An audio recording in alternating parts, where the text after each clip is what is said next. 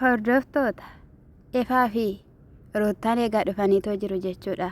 Wanti ta'e beektu abilii kana dura kinoo morma kootti keeyyadhe homaa tokkoyyuu wanti fideen jiru jettee jechuudha. Kinoo har'a morma isheerran jiru kadeebistee Abiraamitti keessa jechuudha. Abiliin sun waa qaba jechuudha. Dubbiin abilii sanadha jechuudha. Abeet anii fi roottaan wajjin hin jiraanna.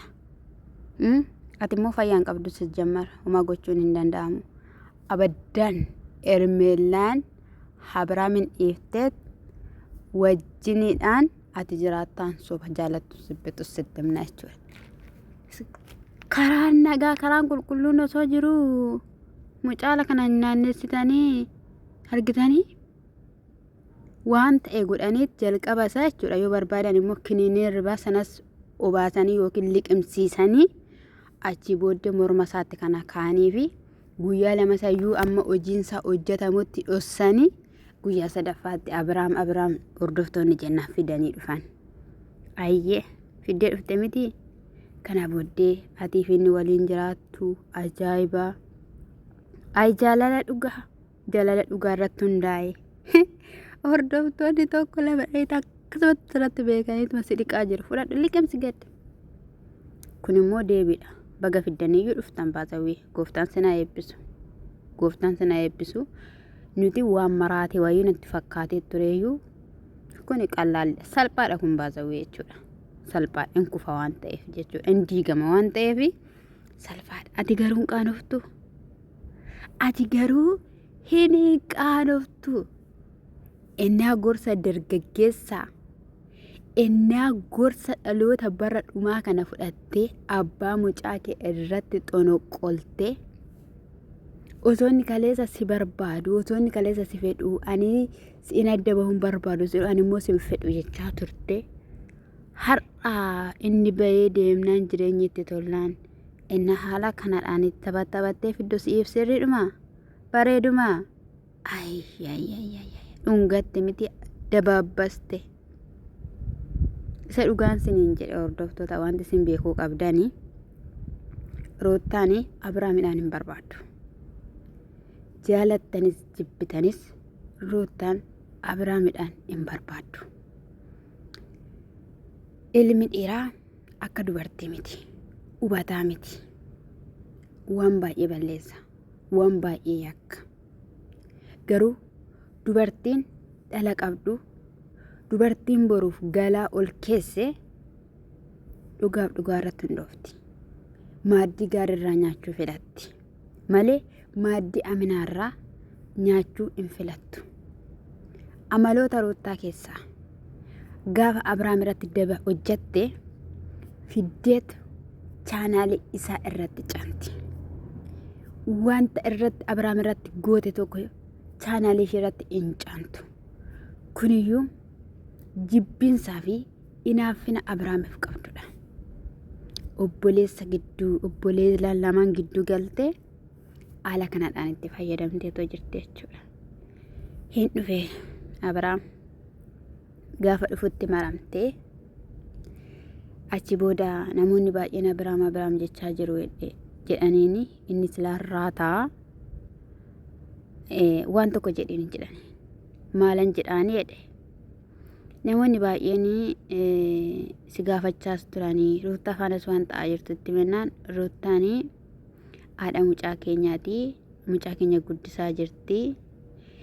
Roottaan baay'een ishii jaaladha. Kana booddee roottaa faana ta'uun barbaada. Baay'eetti na kunuunsaa jirti. Jedheetii dubbadheedhaniin innis akkasuma jedhee dubbate.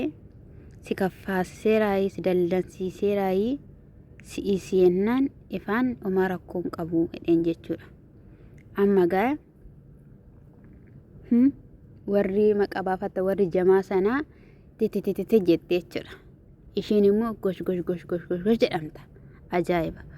Osoo illee waan hin mul'anne waliillee hojjatteellee amma tokko Abiraam shakkuu ni dandeenya turre jechuudha. Kun addabaabayii irratti akkam sooressoota sin akkam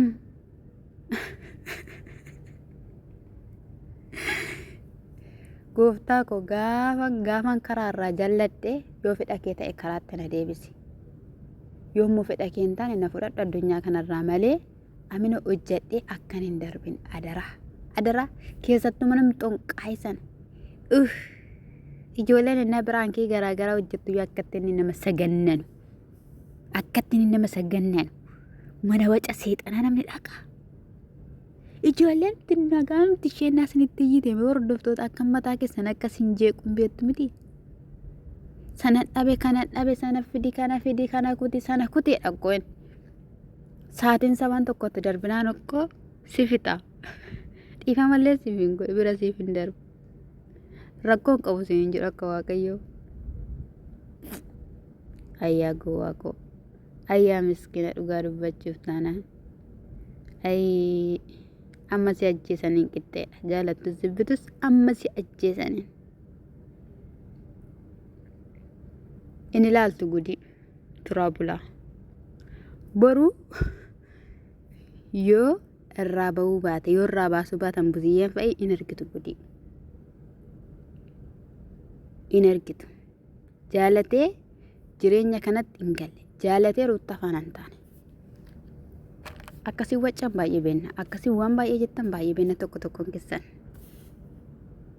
sin eenyu akkasin taatan siniinis hin beenna qooda kana keessaa qooda qabdu masoobii kanarraa nyaataniitu warri ruuttaan deeggaraa jirtan warri yeroota darban ruuttaadhaan tiktookii laayifirra galanii deeggaraa turan suura ishii irratti har'a maal akka isaan jedhan warri ruuttaatti seeraan itti haasaa jiran warri deeggaraa wajjin dhaabbachaa turan ishiin nuuf maali galaa maalii nuu keessa ishiin maal nuuf hojjechaa jirti maal nu barsiisaa jirti nuti nama ishiin akka taatu gootummaa ishii kaleessaatiin akka dhaabbattu kan ishii jajjabeessaa turre har'a ruuttaan akkamittiin jabeessina har'a ruuttaan maalitti ishii jabeessina jedhanii dubbachaa turan jechuudha